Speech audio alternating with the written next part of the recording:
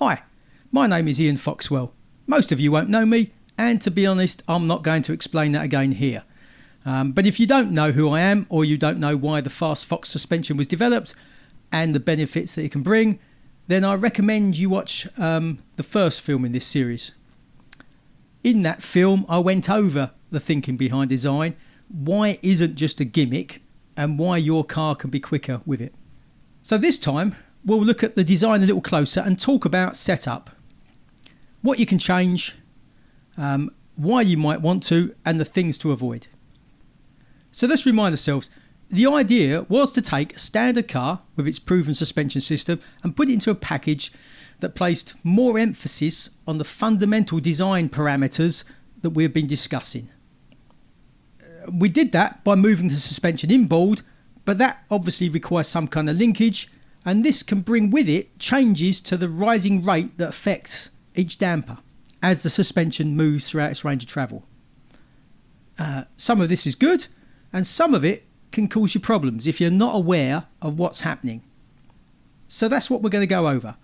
But before we get into the changes, I think it's important that you understand what I've just said and what the basic geometric conditions are. Then you'll better understand what's happening when you start changing things.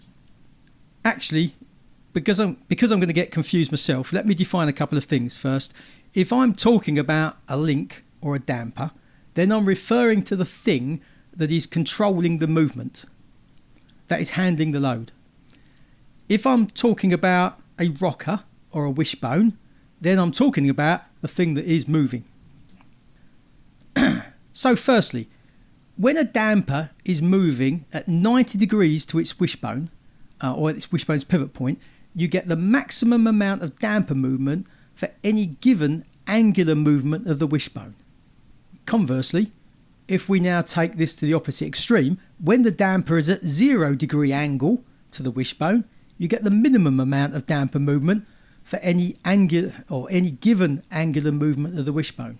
So what the manufacturers do with a normal buggy suspension is place the damper at less than 90 degrees to the wishbone when the suspension's at full droop, but arranged so that the angle is getting closer to 90 degrees as the suspension is compressed.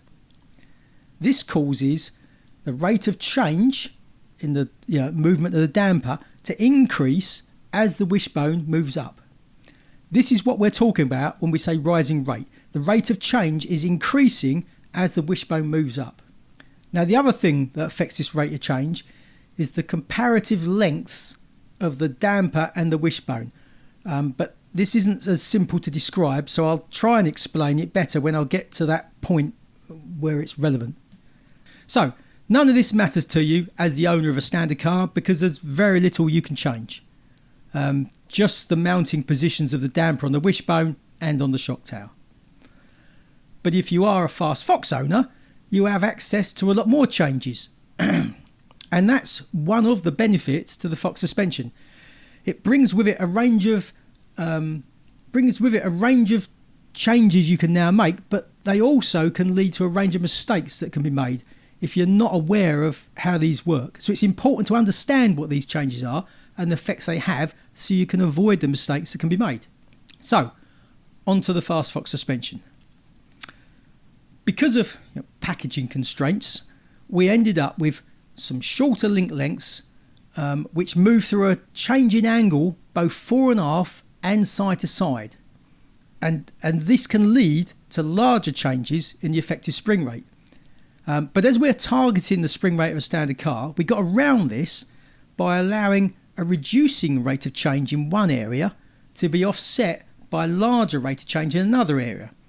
The net effect then was an effective spring rate which is basically the same as a standard car. In practice, this is easiest seen by just looking at the rear link, say. The link itself starts off in the optimum orientation, 90 degrees to the pivot, and then has a decreasing rate of change as the suspension is compressed. We compensate for that by the way the rear shock is mounted. This starts off at a more extreme angle, but then moves to its optimum angle at full compression, having a positive effect on the rate of change. And it's the difference between these that kind of cancel out each other and leave just the rate of change that we were looking for. So I've explained all that because as much as these rockers bring with them a wealth of new tuning opportunities, you now have complete control over the rising rate effect, not just limited by the tuning available with the stock car. They also present you with a lot more sort of rabbit holes that you can dive down that are either just dead ends or that will create problems for you in one way, shape or form. So let's talk about these things, the things you can change. So let's start with the rocker position itself on the side rail. It's one of the more subtle adjustments, but in brief, when you move the pivot closer to the centre of the car, it will have a greater rate of change, which makes that end of the car slightly more forgiving. And if you move it closer to the end of the car itself, it's less progressive, which can make the car feel more direct. The link position itself on the rocker, the further you mount this from the pivot, the softer the suspension will be. So conversely, the closer you mount it to the pivot, the firmer the suspension will be. The link position itself on the wishbone is basically the same as a standard buggy. Out is stiffer, in is softer. So let's now talk about the shocks. The shock position on the rocker, this works in the opposite way to the link on the rocker. So the further you mount it away from the pivot, the harder the suspension will be, and the further or the closer in you mount it to the pivot, the softer the suspension will be. And then finally, the shock position itself on the chassis rail. It's easy to think of this as just affecting the ride height, but what it's really doing is controlling your droop. Now the safe option here is to adjust your maximum ride height or your maximum droop, pull the suspension down, and set your full droop to around 30 to 35 millimeters. It's a safe spot. And then keep it at this. When you're making other adjustments, check it. This way, when you get full suspension movement, you won't have any problems with your drive shafts popping out or too much up travel that could force the drive shafts to start binding in the diff cups, for example. This is one of the things that early adopters of the Fast Fox had trouble with. One of the rabbit holes you can get drawn into. So let's mention a few others. Firstly, if you move the shock in on the rocker or the link out on the rocker to make the suspension softer, what you will also have done is increase the amount of suspension travel that is available. So as I just mentioned, you do that, you should recheck your droop because you don't want to have too much droop. Next, if you move the link itself on the wishbone, be sure to look at the angle of the link compared to the angle of the rocker when you look at it head on. Remember my comments about changes created by a link at 90 degrees, 90 degrees to the pivot point, and 0 degrees. At normal ride height, you should aim to have the link parallel to the rocker.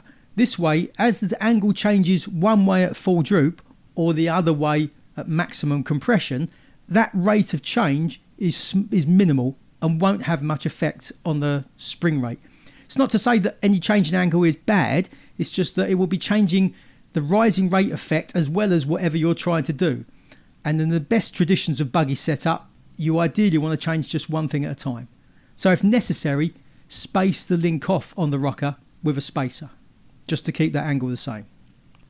One other thing to be aware of is that because of the comparatively short lengths of the rocker arms, any changes to the link or shock mounting hole from one to the other will have a slightly greater effect than the same change on the wishbone. So with that in mind, can I make a shameless plug for Willspeed springs? Willspeed have really good control over their spring rates and they're very well defined steps between each spring. So not only do they work well on a standard car, they really complement the Fast Fox setup. So when you want a subtle change to the amount of suspension, it's often easier just to go up a grade or down a grade on the spring than make anything too complicated. So when you're new to the car, I'd say do the following. Start with the stock Willspeed setup. the team have been driving variations on this car now for over a year. So although that setup is still evolving, it's a good place to start. Then just transfer your existing car setup over to it. Or if you're new to the platform, play with the normal car tuning parameters first, such as anti-squat, roll centers, toe in, toe out, all that type of thing. Only once you have got a car dialed in should you start playing with some of the Fast Fox specific changes that I've mentioned so far. So a couple other things before I go. Don't mess with link rod lengths themselves. They're that length for a reason. And I recommend you pick a link mounting position on the rocker and on the wishbone and then stick with it.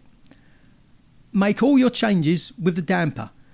This reduces the number of things to think about when you're fiddling with a car, but it'll also be more intuitive. Moving the damper just will make more sense to you as a normal buggy driver. So to summarise, although the Fox setup gives you loads of possible changes, it's the basic dynamics of a car with a lower centre of gravity and a lower moment of inertia that you've bought into. After that, it's just a normal buggy. So I recommend find a basic setup for your Fast Fox that works for you at your track, and then focus your attention on normal buggy things. If you do nothing other than just transfer the setup from a proven car to a Fast Fox chassis built to the Willspeed recommendations, the chances are you'll already be going quicker. And that's about it. I haven't gone into specific setups because there's a million tracks and a million different ways of driving it, so you kind of got to figure that out for yourself. But if there are any other things that you'd like me to cover, drop them in the comments, and we can always make a third film in this series. Have fun. Happy racing.